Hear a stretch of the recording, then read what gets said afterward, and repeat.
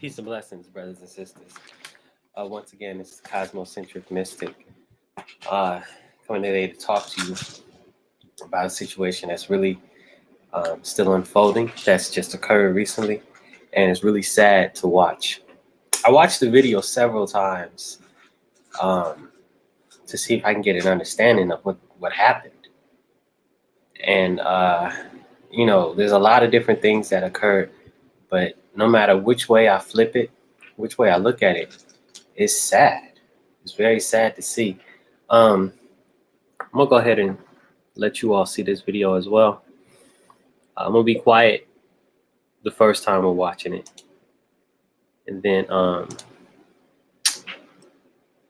gonna make some comments on it later. So right here,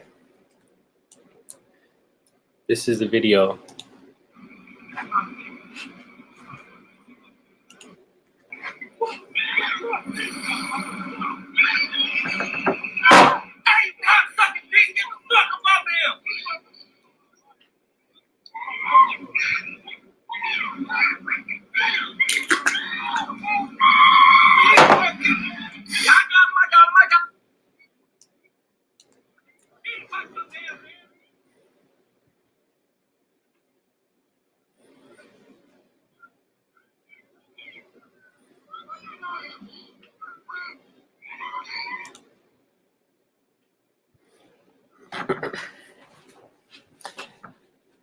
There's a lot of cursing going on in this video, so I kind of got to chill with that.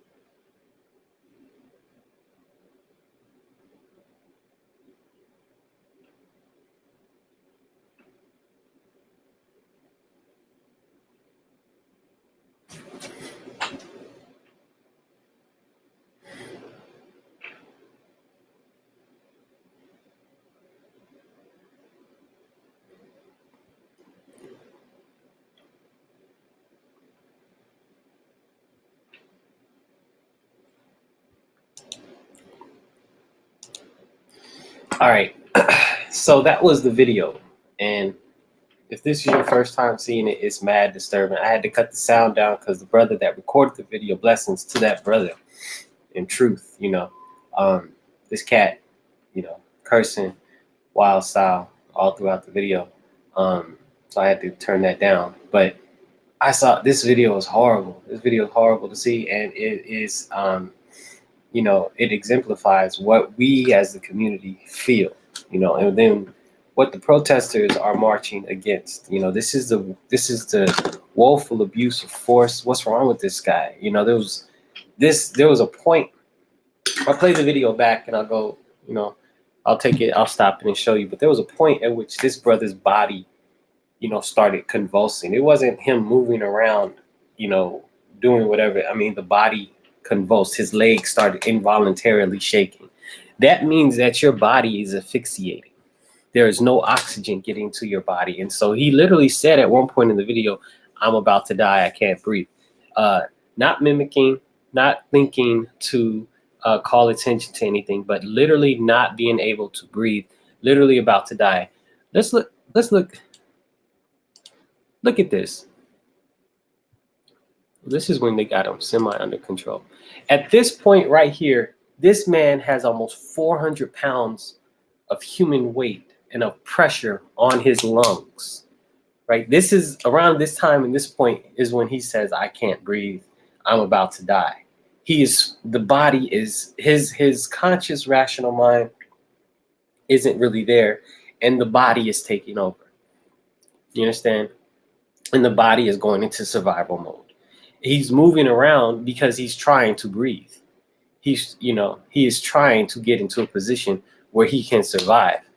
These fools right here, what kind of officer training, what kind of combat skills do they have? Sit on top of him to subdue him? What is wrong with this one right here? This officer is just repetitively beating him. Much love and respect to our sisters. Man, my sisters are warriors. I love this. The dude in the car, an older gentleman, I mean, I don't know how to really, respond to this cat. You know what I'm saying? Like, he's an older gentleman. So his best bet at that moment was to sit in the car. But this fool right here, let me show you what when you look at what he does, he's smoking a cigarette. What the fuck? What? He's smoking a cigarette while this man is getting the life taken from him. This is some foul, underclass, underbelly type madness. Look at this. Look at what this brother does next. He's smoking a cigarette. He don't even got now, they did a rideshare app. They're passengers in like an Uber or something like this. This cat has a camera on his phone. He could be recording if he cared about the life of this black man that's being clearly assaulted, clearly beaten in front of him. But apparently he doesn't. He cares more about his little messed up habit. Look at this. This guy's smoking on a cigarette right here. The black woman is trying to defend the life of her man. The kids are in the back of the car watching their father get smashed. Just like back in the days, in the plantation days, watching the father get smashed by the overseers for nothing. He wasn't driving. He asked him, why do I need to show my ID? Now, the best thing to do in any situation when you come with the cops, don't try to be confrontational. That's not the goal. The goal is not a power exchange. In the moment, they have the power. In the moment, just let them be, man. Your goal in every instance, in every situation, is to get home to your family. In this case, the goal is to get home to your family. But this cat just asked a simple question. He's not even the driver of the car. That's what these people are saying. He's not driving the vehicle. He's in the back, and he still has this happen to him because you ask a question. You get a little white kid walking through Kenosha after shooting somebody with a gun. He gets taken in. Everything is okay. People are parading this cat. They're saying this is a patriot. But this guy just asks a simple question. He gets beat on. This is sick. This is sad. America, we have a problem. There is a serious problem here when you can allow this type of behavior to persist. And then you back it up and you try to excuse it. What the heck is going on here? How come these people are sitting on him like this? Let's look at the there's going to be a point. Check the leg out. Look at the leg, right? Right there. Look at that shake. That's an involuntary shake. That's not a normal shake. You can't shake your leg like that. That is an involuntary shake. What that shake means is that there is lack of oxygen in that part of the body, and that part of the body is asphyxiated. Right there. You have 400 pounds of pressure. And then it's not like they're just sitting on him. They're pushing down upon him, upon his lungs right now. He can't breathe. His body is in charge right now. His instincts are taking over, and he is trying to get into a position where he can breathe. This is sick, and this is sad. This is sickness, and this is sad.